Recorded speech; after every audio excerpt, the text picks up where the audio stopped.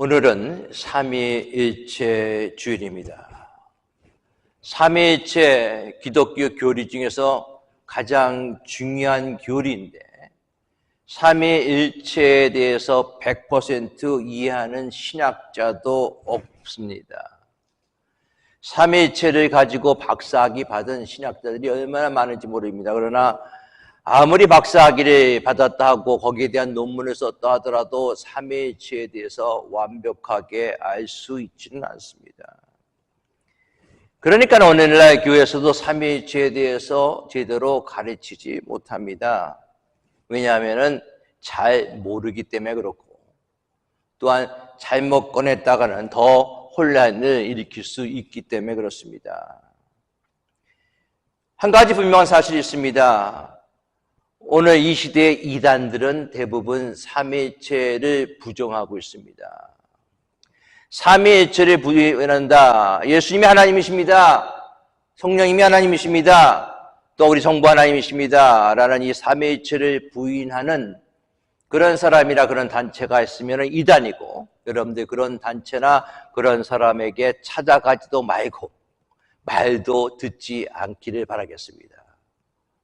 괜히 내가 이단이다 하면서 성경의 지식이 없어서 그들과 함께 토론을 하거나 그들을 또한 얘기한다면 자칫 잘못하면 내 자신이 이단에 빠질 경향이 있다는 것이죠.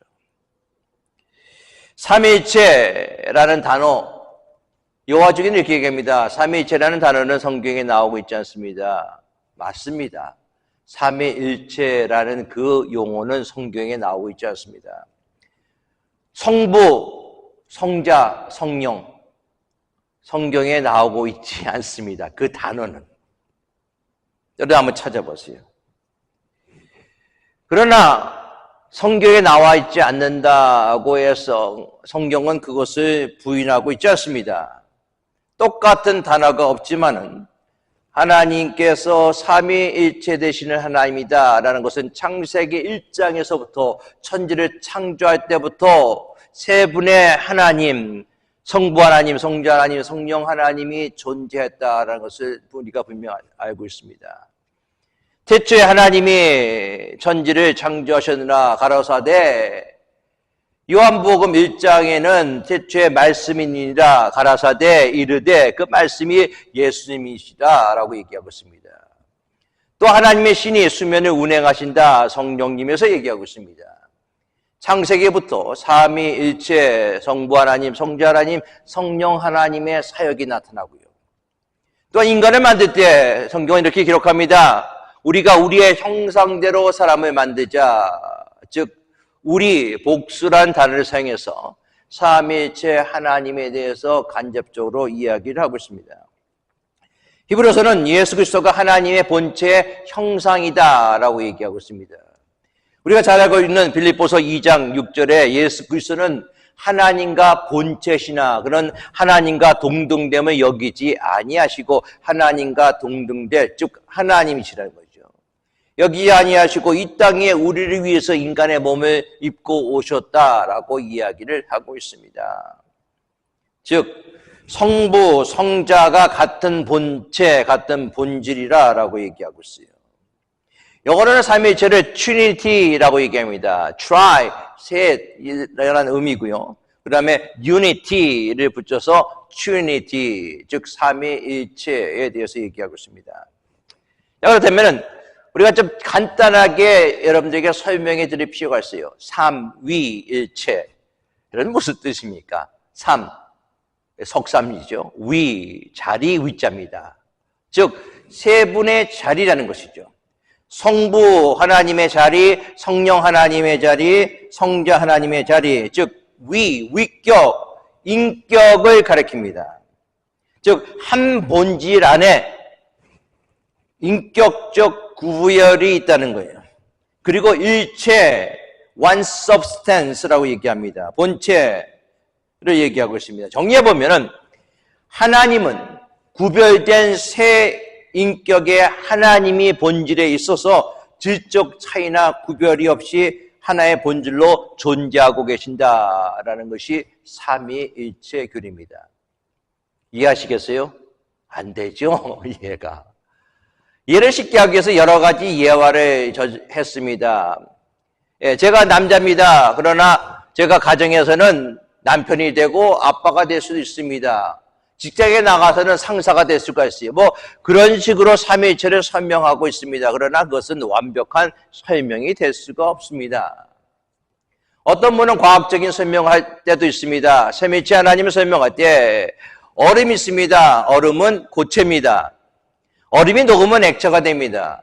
그런데 얼음이 녹는 기점에서 기체가 발생됩니다. 그러니까 한 곳에서 기체, 고체, 액체가 동시에 발생하고 있다라고 그것이 삼위일체의 모습이다. 그러나 그것도 여러분들 삼위일체를 설명하기 위해서 만들어낸 것밖에 될 수가 없습니다. 삼위일체는요, 철학적, 존재론적 지식이 결코 아닙니다. 삼위일체는 나의 삶 속에서 경험이 있어야 되는 거예요. 정말 성부 하나님의 그 극진하신 사랑, 나 같은 죄인 살리신 하나님의 사랑, 이 세상에 하나님이 없으면 존재할 수 없었던 그런 하나님의 사랑, 창세전부터 나를 선택하시고 나를 예정해서 하나님의 자녀로 삼아주신 하나님의 그 사랑, 죽을 수밖에 없는 나를 예수 그리스도를 이 땅에 보내주셔서 예수 그리스도의 십자가의 죽음을 통해서 나의 모든 죄가 사함받고 내가 하나님의 아버지로 불러게 만들어주신 그 예수 그리스도의 그 은혜, 또한 성령님이 오셔서 매 순간순간마다 나를 위해서 기도하시고 성령 충만으로 내가 이 세상 속에서 살아갈 힘을 주시는 성령의 놀라운 능력, 성령의 그 은혜가 여러분들 믿는 사람의 삶 속에서 나타나야 된다는 것이죠. 그래서 삼위일체는 여러분들이요, 머리로 믿는 게 아니에요. 삼위일체는 뭘로 믿어요? 가슴으로 믿어야 돼요. 여러분들 삶으로 믿어야 된다는 것입니다. 그것이 삼위일체의 모습이에요. 우리가 그렇게 고백할 때 고린도서 13장 13절 목사들이 하는 그 축복의 본문, 축도의 본문처럼 주 예수 그리스도의 은혜와 하나님의 사랑과 성령의 교통하심이 너희 무리와 함께 있기를 축원하노라. 이것이 우리에게 임하는 거예요. 다시 말씀드립니다. 삼위일체는 무엇으로 믿으라? 삶으로 믿어야 돼요. 머리로 믿는 것이 아닙니다. 분명히 확실하게 믿을 수 있기를 바라겠습니다. 삼위일체 하나님께서 교회를 만드셨어요. 에베소서를 강의하면서 교회 믿음 생활, 우리가 교회가 어떤 교회인가라는 것을 바로 알 때 정말 하나님이 기뻐하시는 믿음 생활을 할 수 있는데, 교회에 대한 바른 인식이 없고 교회에 대한 바른 지식이 없고 교회에 대한 바른 이해가 없기 때문에 그저 하나님을 믿기 위해서 교회를 다니는 정도만, 또한 그것이 모든 것이 다다라고 생각하는 그런 교인들이 상당히 많이 있습니다. 이제는 교회가 건물이다라고 생각하는 그런 교인들은 초신자 빼놓고는 많이 있지 않습니다. 목사님들이 많이 강조하셨기 때문에요. 교회는 건물이 아닙니다. 이런 화려한 성전이 아닙니다. 교회는 뭐죠? 성도입니다. 초신자 빼놓고는 웬만한 그런 교인들은, 성도들은 다 알아야 되겠죠. 그렇죠? 만약에 아직까지도 교회가 건물입니다. 우리 선화목자 교회는 어디에 있습니다. 건물로 여러분들 생각하시면 안 돼요. 교회가 구원받은 성도임을 인식하지 못하고 그저 교회를 내가 다니는 것을 바로 그 정도만 내가 믿음 생활한다, 신앙생활 하면 된다라고 생각하는 분들이 많이 있어요. 교회는 하나님의 성전이다라고 얘기하고 있습니다. 그런데 그 성전이 예수 그리스도를 믿는 우리 각 사람입니다. 우리는 교회를 다니는 사람들이 아니에요. 다시 말씀드립니다. 우리는 교회를 다니는 사람들이 아니고 교회로 사는 사람들입니다. 여러분 믿으십니까? 내가 교회를 살아야 돼요. 주일에만 교회를 다니는, 그리고 월요일부터 토요일까지는 바로 주일이 아니라 바로 나의 날인 것처럼 살아가서는 안 된다는 거예요. 우리는 우리의 삶이 everyday sun church, everyday Sunday, 즉 매일매일이 주일처럼, 매일매일이 교회처럼 살아가야 돼요. 그래서 우리가 일을 할 때도 그리스도의 교회로 일을 하는 거고, 사람들과 친교할 때도 그리스도의 교회로 친교하는 것이고, 혼자 있을 때도 그리스도의 교회로 혼자 있는 거예요. 교회는 건물이 아니라 교회는 우리의 정체성입니다. 아이덴티티예요. 아이덴티티. 우리가 교회이며 교회는 우리가 함께 모인 것이 교회 공동체입니다. 여러분들. 선한 목자 교회는 교회 공동체예요. 그렇다면 교회 공동체는 어떠한 곳이 교회 공동체가 되는가? 첫 번째로 교회 공동체는 천국 시민권을 가진 자들의 공동체입니다. 19절 말씀 봅니다. 그러므로 이제부터 너희가 외인도 아니요 손도 아니요 오직 성도들과 동일한 시민이요 하나님의 권속이라. 오늘 본문의 말씀은 우리의 변화된 신분에 대해서 얘기합니다. 다시 한번 강조하는 거예요. 우리 성도는 이제 외인이 아니라는 거예요.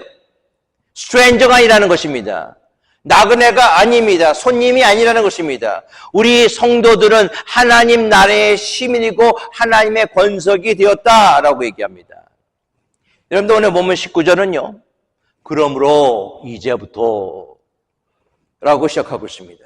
이 말씀 속에서는 과거의 우리의 모습이에요. 과거의 여러분들의 모습입니다.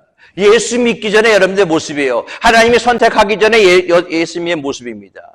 하나님이 선택하기 전에 예수 믿기 전에 너의 모습은 죽을 수밖에 없는 그런 모습이었다. 형편없는 그런 모습이었다.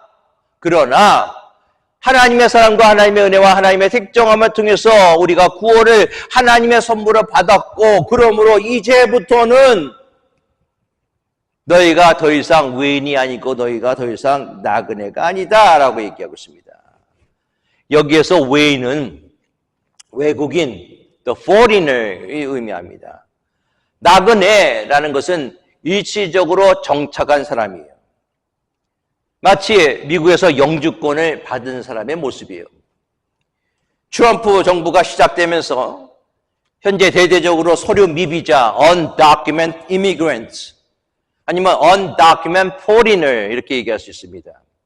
서류 미비자에 대한 체포와 추방이 이어지고 있습니다.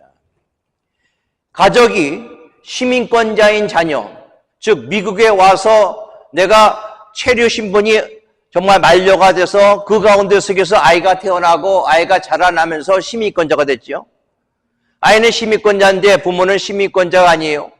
아직까지도 undocumented immigrant입니다. 우리가 흔히 얘기하는 불법 체류자 이렇게 얘기할 수 있습니다. 그러나 그것을 통해서 엄마 아빠가 체포가 되고 삼촌이 체포가 되어서 시민권자인 아이들하고 생이별을 당하는 일들이 지금 일어나고 있다는 거예요. 무차별 단속으로 미국 곳곳에서 어저께는 전국 50개 중에서 There's no king, 미국은 왕이 없습니다 라는 반트럼프 시위가 미국의 50개 주에서 일어났다는 뉴스도 아마 여러분들 보셨을 것입니다. 그리고 미국에 방문한 방문객 중에서도 단 1시간이라도 체류 기간을 어긴 방문객이 체포되고 추방되고 있습니다. 영주권 Permanent Alien Registration의 뜻입니다. 직역하면 영원한 이방인 체류 허가세요. 아시겠어요? Permanent Alien Registration, 즉 영원한 이방인 체류 허가서, 영주한 외국인 등록증, 이게 영주권입니다. 이방인이에요. 외국인입니다. 나그네입니다. 미국에 살기는 살아도 아무런 권리가 주어져 있지 않은 사람입니다. 의무만 있는 거예요. 납세 의무, 교통법규를 지킬 의무만 있지 아무런 특권이 없는 사람이 영주권자의 모습입니다. 영주권자도 미국 법을 어기면 영주권이 취소가 될 수가 있어요. 요즘 그런 일이 벌어지고 있습니다. 이제 미국은 더 이상 이민자의 나라가 아닌 것 같습니다. 필그림, 청교도 우리가 얘기하잖아요. 청교도의 정신으로 돌아가기를 원합니다. 그대의 믿음으로 돌아가기를 원합니다. 그렇게 기도하는데 청교도도 여러분들 이민자였어요. 영국에서 이민 오지 않았습니까?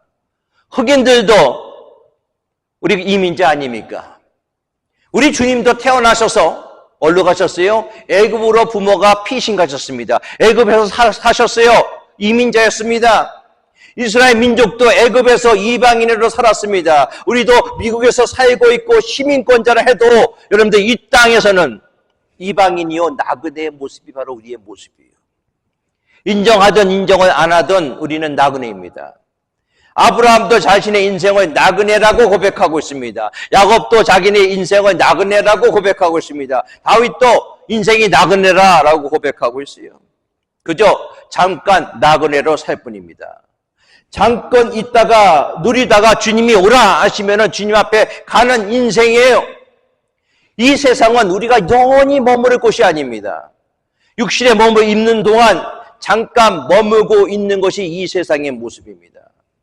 우리가 이 땅에 나그네임을 인정하고 영원한 기업 하늘나라를 사모하는 그런 모습이 될 수 있기를 바라겠습니다. 우리가 이 땅에서는 나그네로 살지만은 아무리 미국 시민권자라고 하더라도 그런데 이 세상에서는 나그네의 모습이에요. 그러나 하나님 나라에서 우리가 나그네로 살아가는 사람이 있어요. 하나님 나라에서도 포리너로 살아가는 사람이 있습니다. 외지로 살아가는 사람이 있습니다. 예수를 믿고 있지만은 천국의 시민권을 갖고 있음에도 불구하고 이 세상에 더 많은 그런 생각을 하고 이 세상을 더 많이 사랑해서 천국의 시민권의 권리를 누리는 것이 아니라 세상에서 마치 외인처럼 살아가는 그런 모습이 있다는 것이죠. 오늘 본 말씀에 그러므로 이제부터는 외인도 아니요 나그네도 아니요 오직 성도들과 동일한 시민이요 하나님의 권속이라 라고 얘기하고 있습니다. 천국의 시민권은요 내가 노력해서 얻어진 거 아니에요. 오로지 하나님의 은혜입니다. 하나님의 선물입니다. 그렇기 때문에 우리가 하늘의 시민권자처럼 살아가야 돼요. 하늘의 시민권자를 갖고 있는 사람은 어떤 사람입니까? 하늘을 바라보며 사는 사람이에요. 하늘의 일을 생각하며 살아가는 사람입니다. 그런데 안타깝게도 하늘의 시민권자로 살아가는 것이 아니라 땅의 일을 생각하며 땅에 있는 것을 바라보며 살아가는 사람들이 너무나 많이 있습니다. 예수 그리스도를 쫓아가는 삶이 아니라 자신들이 주인이 되어서 살아갑니다. 그러니까 교회 나와서도요 그저 외인이에요. 여러분들 주인처럼 살아가고 있지 못합니다. 손님으로 교회에 나오고 있습니다. 교회 나오는 것이 크게 인심 쓰는 것처럼 나오고 있는 사람들도 너무나 많이 있어요. 나 안 나와봐라. 특히 작은 교회 개척교회는요 한 명의 성도가 더 귀하지 않습니까? 잘못하면 너 그렇게 하면 나 안 나와. 뭐 교회 나오는 것이 큰 벼슬 하는 것처럼 교회 나오는 것이 크게 인심 쓰는 것처럼 그렇게 나오는 분들도 있습니다. 여러분 교회 다니는 것이 얼마나 큰 축복인지 바로 알 수 있기 바라겠습니다. 왜? 하나님의 천국 시민권자로서 교회 나오게 되는 거예요. 당당하게 나올 수 있기 바라겠습니다. 자부심을 가지고 나올 수 있기 바라겠습니다. 우리가 천국 시민이 되었다는 것은요 삶의 가치와 인식이 다르다는 거예요. 그런데 미국 시민권자 아마 태어나서부터 시민권자 되시지 않는 분들은 시민권을 나중에 받았습니다. 저도 그러한 경우고요. 미국 시민권자가 되신 분들은 시민권 선수를 합니다. 그 선수를 하면서 여러분들 미국에 내가 이렇게 하겠습니다. 나는 미국 시민이 되어서 미국을 침공하는 어떠한 적 안에서부터의 적 내부의 적에서부터 미국을 보호하고 미국 위해서 충성을 다하겠습니다. 그래서 충성사역을 합니다. 그렇죠? 여러분들 하늘 시민권자 받은 여러분들 하나님 앞에 충성사역할 수 있기 바라겠습니다. 우리가 하늘의 시민권자 받은 사람들은요 삶의 내용이 달라져야 돼요. 하나님의 말씀에 충성해야 됩니다. 하나님 말씀으로 따라가야 되는 거예요. 삶의 방식이 세상의 방식과 달라야 되는 것은 여러분들 당연한 것이에요. 그런데 삶의 방식이 세상과 전혀 다르지 못한 그런 분들이 너무나 많이 있습니다. 여러분들 하늘 시민권을 받으면 특권이 있는 거 아십니까? 꽤 오래된 얘기예요. 미국의 기자 한 명은 한국계 여자 기자고 또 한 명은 외국계 기자입니다. 납치됐죠. 납치가 되어갖고 생사가 모른 가운데 속에서 그 두 명을 살리기 위해서 미국 전 지역에 모든 역량을 다 소비해서 그 사람을 납치된 데서 구해온 적이 있었습니다. 여러분들 그것이 미국 시민권의 특권이에요. 우리나라가 하늘나라의 시민권을 받으면 하늘나라의 특권도 있습니다. 가장 큰 특권이 뭔가? 기도하면 응답해 주신다는 거예요. 구하라 그리하면 주실 것이요, 찾으라 그리하면 찾을 것이요, 들으리라 그리하면 열릴 것이라. 하나님은 우리의 간절한 기도를 들어주시는 하나님이십니다. 때에 따라 돕는 은혜를 우리에게 주시는 하나님이심을 믿으시기 바라겠습니다. 여러분들 머리카락도 다 세시는 하나님이 여러분들이 있어야 할 것을 이미 아신다라고 얘기하고 있어요. 그러면서 뭐라고 말씀하십니까? 믿음으로 구하라 그러면 내가 너에게 줄 것이다 라고 얘기하고 있어요. 천국 시민권의 특권이지요. 또한 특권만 있습니까? 특권만 있는 것이 아니라 책임도 있습니다. 천국 시민답게 살아야 된다는 것입니다. 여러분들 가장 큰 우리가 의무가 뭔지 아십니까? 하나님이 우리에게 주신 가장 큰 의무. 마태복음 28장 18절 사도행전 1장 8절이에요. 우리에게 귀한 은혜를 주셨습니다. 귀한 특권을 주셨습니다. 귀한 사명을 주셨습니다. 이런 모든 것을 모르고 죽어가고 있는 영혼들에게 하나님의 말씀을 증거해야 될 사명을 우리에게 주셨다는 거예요. 천국 백성으로 특권을 누리며 살지만은 그러나 천국 백성으로서의 의무, 한 영혼을 주님 앞에 인도할 수 있는 저와 여러분들의 모습 될 수 있기 바라겠습니다.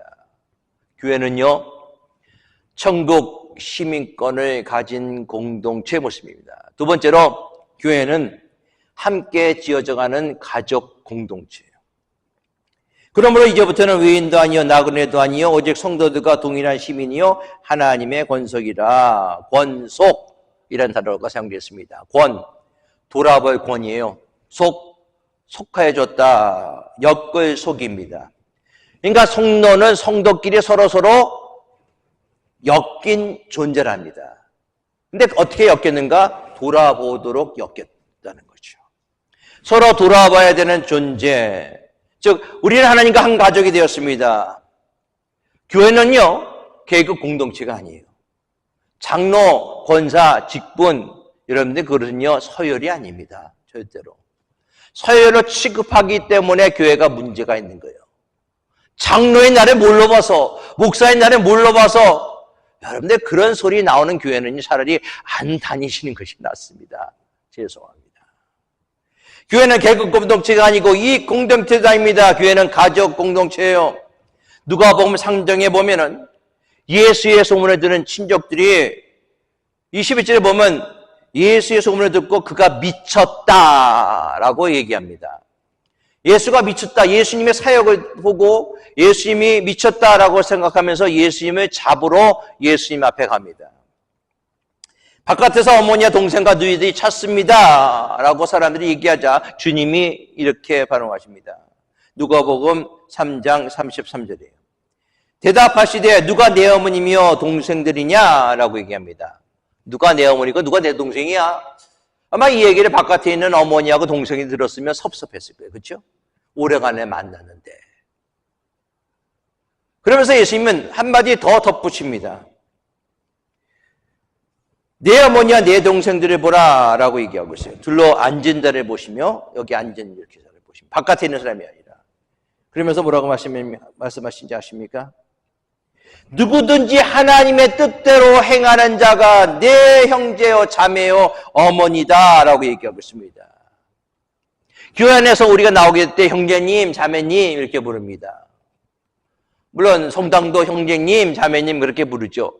성당에는 직분이 없습니다. 여러분들 뭐 장로 권사 뭐 집사가 없기 때문에 뭐 연세 드신 분들도 뭐 형제님 자매님 이렇게 부르고 아니면 뭐 영세명을 부르든가 뭐 그렇게 하더라고요. 보니까는 형제, 자매, 가족 공동체라는 거예요. 누구든지 하나님의 뜻대로 하는 자, 즉 교회란 무엇인가? 가족 공동체인데 그 가족들은 어떻게 엮여졌는가? 하나님의 뜻대로 하는 자의 모습이라는 거예요. 자, 그러면 여러분 쉽게 얘기합시다. 하나님의 뜻대로 살아가지 않는 자가 교회에 있다. 가족입니까? 아니에요. 예수님의 기준에 따른다면은 어쩌면 그들은 예수 그리스도를 믿지도 않았을지도 모릅니다. 우리가 형제 자매가 될 수 있는 것은 무엇인가? 하나님의 뜻대로 살아가야 된다는 거예요. 그것이 바로 교회의 모습이어야 되는 것입니다. 교회는요, 서열의 공동체가 아니라고 말씀드렸어요. 교회는 가족 공동체예요. 하나님의 뜻대로 하나님 안에서 살아가기를 원하는 사람들이 모인 공동체가 바로 교회가 되어야 된다는 것이죠. 그런데 오늘날의 교회는 그렇게 되어져 있지 않습니다. 더 많이 보면 수많은 프로그램들이 너무나 많이 있어요. 수많은 회의가 너무나 많이 있습니다. 물론 교회가 돌아가기 위해서 회의도 있어야 되고 무슨 프로그램도 있어야 될지 믿습니다. 그러나 그것이 교회의 본질은 아니라는 사실을 우리가 분명히 알 수 있기 바라겠습니다. 가족 공동체예요. 그렇다면 이 가족들을 어떻게 해야 되는가? 히브리서 10장 24절 25절 말씀처럼 서로 돌아보아 사랑과 선행으로 격려하며 모이기를 피하는 어떤 사람들의 습관과 같이 하지 말고 오직 권하여 그날이 가까움에 올수록 더욱 그리하자라고 얘기하고 있어요. 그것이 가족 공동체의 모습입니다. 사랑과 선행으로 격려해야 된다는 것이죠. 여러분들 모이면요, 많은 교회들이 어떤 분들이 교회를 소개할 때 이런 얘기를 하시더라고요. 우리 교회는요, 가족 같은 분위기예요. 저는 그래서 가족 같은 분위기가 뭘까? 가족처럼 서로서로 친하고 친교 잘하고 잘 먹고 가깝다는 것이죠. 자, 어떤 사람이 가족이라고요? 하나님의 뜻대로 한 사람이 가족이에요. 여러분, 그건 가족 공동체가 아니라 친교 공동체입니다. 바로 하셔야 돼요. 아름다운 가족 공동체의 모습은 사도행전 2장에 나옵니다. 오순절날 성령 강림으로 교회가 시작됐어요. 지난주에 말씀드렸습니다. 그 교회는 예루살렘 교회입니다. 예루살렘 교회 베드로의 소개를 통해서 3,000명이 주님 앞에 돌아오는 놀라운 역사가 일어납니다. 그러면서 예루살렘 교회가 어떤 교회인가? 사도행전 2장 42절, 46절, 47절은 이렇게 얘기합니다. 저희가 사도의 가르침을 받아 서로 교제하며 떡을 떼며 기도하기를 전혀 힘쓰니라. 날마다 마음을 같이하여 성전에 모이기를 힘쓰고 집에서 떡을 떼며 기쁨과 순전한 마음으로 음식을 먹고 하나님의 찬미하며 또 온 백성의 칭송을 받으며 주께서 구원하는 사람을 날마다 더하게 하시니라. 여러분, 이것이 진정한 교회의 모습 아닙니까? 이런 모습이 돼야 된다는 것이죠. 저는 모든 교회가 예루살렘 교회 같은 성령 충만한 교회가 되기를 예수 그리스도의 이름으로 축원합니다. 세 번째로, 교회는요, 예수 그리스도가 기초가 되어야 되는 것입니다. 20절 말씀이요. 너희는 사도들과 선지자들의 터 위에 세우심을 입은 자라 그리스도 예수께서 친히 모퉁이 돌이 되셨느니라. 예수 그리스도가 친히 모퉁이 돌이 되셨다는 거예요. The cornerstone. 코너스톤 교회라는 이름을 가진 그런 교회도 있습니다. 사도행전 4장 11절 말씀에 이 예수는 너희 건축자들의 버린 돌로서 진 모퉁이의 머릿돌이 되었느니라 라고 얘기하고 있어요. 베드로전서 2장 6절 7절입니다. 성경에 기록되었을 때 보라 내가 택한 보배로운 모퉁이 돌을 시온에 두었노니 그를 믿는 자는 부끄러움을 당하지 아니하리라. 그러므로 믿는 너희에게는 보배이나 믿지 아니하는 자에게는 건축자들이 버린 돌이 모퉁이의 머릿돌이 되었고, 모퉁이 돌이라는 거예요.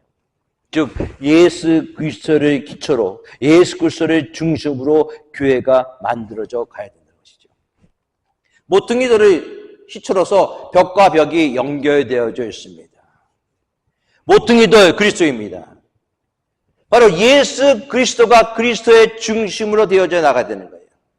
여기서 지어져 간다라는 단어가 나오는데요. 지어져 간다는 것은 한 번에 끝나는 것이 아니에요. 계속적으로 지어져 나가야 된다. 왜?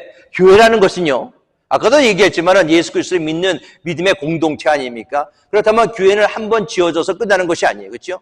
계속 믿음의 사람들이 연결되어서 교회가, 즉 유니버설 처치가 만들어져 가고 있다는 것입니다. 교회 주인은 목사나 장로나 권사가 아닙니다. 삼위일체 하나님이 교회 주인이십니다. 영원토록 교회에 계시는 이 교회를 통해서 영광 받으시고 섭리하실 분은 바로 삼위일체 하나님이심을 믿으시기 바라겠습니다. 처음에 예수님께서 베드로의 고백을 통해서 뭐라고 말씀하십니까? 내가 이 고백을 통해서 이 반석 위에 내 교회를 세우리니 음부의 권세가 이기지 못한다라고 얘기했어요. 예수님의 교회예요. 베드로의 교회가 아닙니다. 교회 기초는 목사님도, 초기 개척자도, 헌금을 많이 한 장로님도 교회의 주인이 될 수가 없습니다. 오직 예수 그리스도예요. 그러나 우리가 섬길 때, 교회 공동체를 섬길 때 우리가 주인 의식을 가져야 돼요.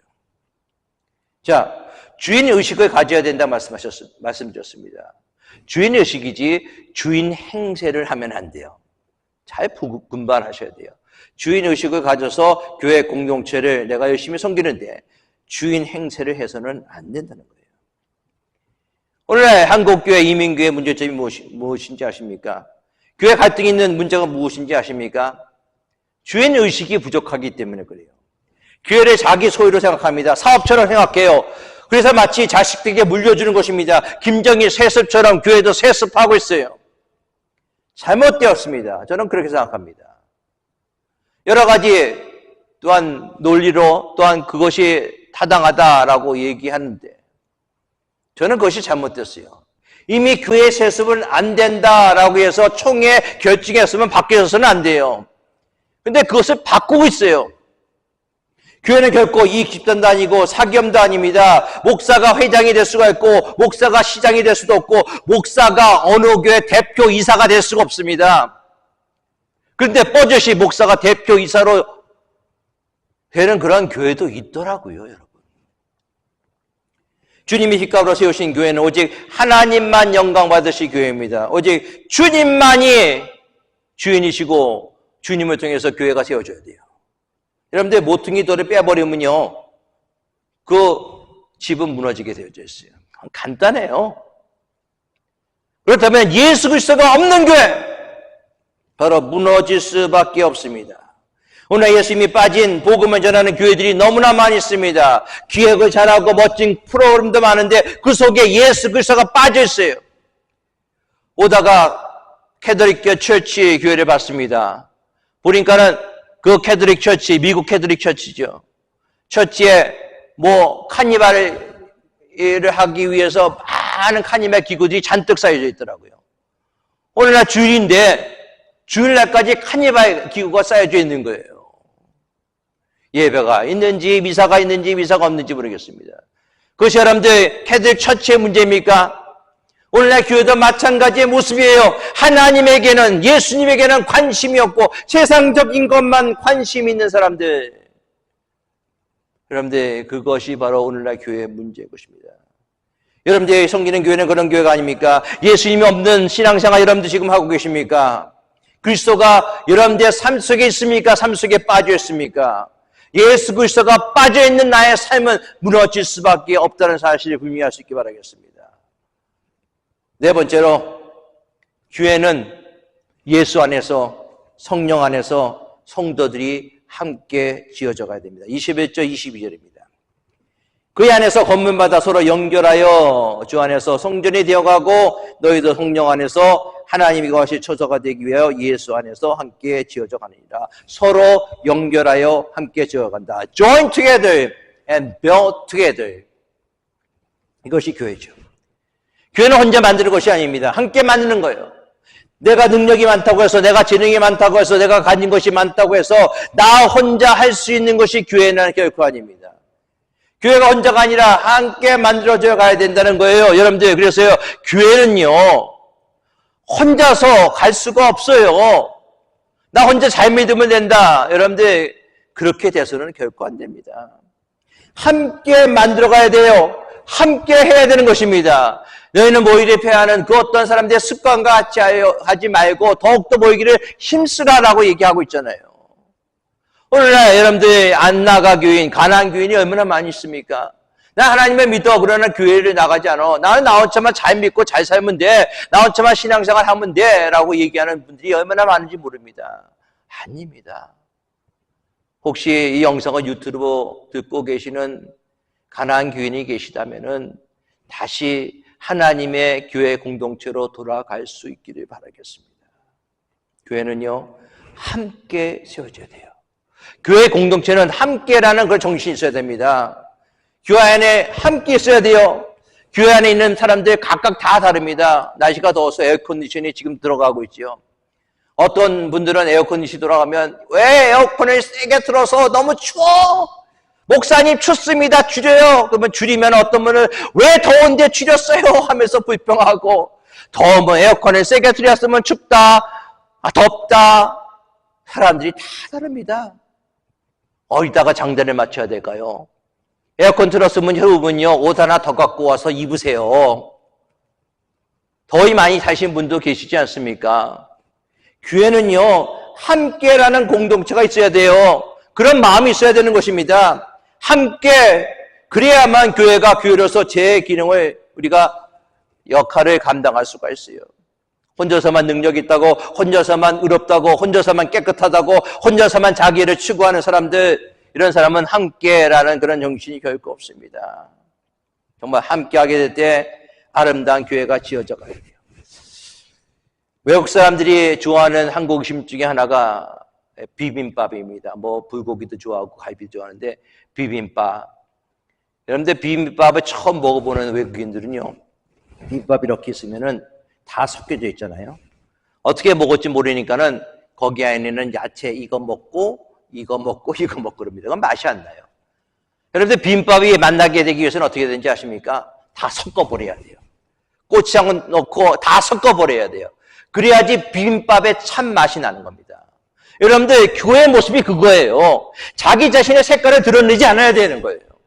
다 섞여질 때, 다 함께 될 때 교회가 교회다운 그런 모습이 될 수가 있습니다. 여러분들 맛이 날 때까지 섞여야 돼요. 바로 그것이 함께하는 교회의 공동체의 모습입니다. 말씀하십니다. 이 땅의 교회는요 완전한 교회가 없어요. 교회가 내 자신이 교회를 하더라도 내 자신도요 완전한 그런 모습이 될 수는 없습니다. 우리는 정말 구원받은 죄인 아닙니까? 그렇죠? 구원받은 죄인. 완전한 교회는 없습니다. 그러나 완전한 교회를 우리가 이루어져 나가야 될 그 책임과 또한 그 의미가 우리에게 있습니다. 성전은요 그냥 머물러 있어야 되는 것이 아니에요. 하나님의 성전, 하나님의 교회는 성장해 나갑니다. 교회는 하나님이 거하시는 거룩한 집입니다. 그것이 우리의 모습이에요. 내가 아니라 바로 우리가 될 때 하나님의 영광이 임할 줄 믿습니다. 그리고 난 다음에 하나님께서 주시는 능력을 가지고 살아가야 돼요. 요한계시록에 보면은 7교회가 나옵니다. 딱 두 가지로 구분할 수 있어요. 책망받은 교회, 하나님의 칭찬받은 교회. 책망받은 교회, 여러분들 요한계시록에 라오디게아 교회가 그 대표적인 모습입니다. 그저 미직직한 신앙을 가졌기 때문에 하나님께서 토해버린다라고 얘기하고 있어요. 여러분들 교회의 모습, 오늘날의 나의 모습이 그런 모습 아닌가? 세상에 있는 것도 아니고 하나님이 있는 것도 아니고 미직직한 모습으로 있는 그런 모습이 아닌가? 내 자신의 편리함을 통해서만 교회를 섬기고 있는 그런 모습이 아닌가? 다시 한번 생각해 볼 수 있기 바라겠습니다. 믿음의 능력은 없고 그저 믿음의 모습만 남아있는 그런 모습이 될 때 하나님의 마음을 앞게 한다는 것이죠. 반대로 주님이 기쁘게 하는 교회가 있습니다. 그 중에 하나가 빌라델피아 교회예요. 어떤 교회입니까? 요한계시록 3장 8절에 적은 능력을 가지고도 내 말을 지키면 내 이름을 배반하지 아니한 교회입니다. 세상의 위협 앞에서도 유혹을 흔들리지 아니하고 작은 능력이 있음에도 불구하고 작은 교회가 됐음에도 불구하고 우리 하나님 앞에서 그것을 가지고 세상 속에 나아가 복음을 증거했던 교회가 바로 빌라델피아의 교회의 모습입니다. 빌라델피아 교회처럼 능력이 적어도 때로는 고난이 찾아와도 주님의 말씀을 지키고 사명을 감당하게 될 때 우리가 각각 지체로서 하나님의 몸, 교회를 이루어 나갈 줄 믿습니다. 그렇게 되기 위해서는 성령의 역사가 나타나야 돼요. 성령 충만해야 됩니다. 성령에 붙들려 살아야 됩니다. 기도하기를 이런 교회가 선한 목자교회 또 여러분들의 교회가 다 될 수 있기를 예수 그리스도의 이름으로 축원합니다. 기도하겠습니다. 아버지 하나님, 하나님이 기뻐하시는 거룩한 교회 공동체가 되게 하여 주시옵소서. 우리가 교회입니다. 교회로서 우리가 귀한 특권을 주셨지만 의무도 주셨습니다. 땅끝까지가 복음을 증거하며 교회를 계속적으로 확장시켜 나가는 저희들의 삶이 되도록 축복하여 주시옵소서. 우리 주 예수 그리스도의 이름으로 기도드리옵나이다. 아멘.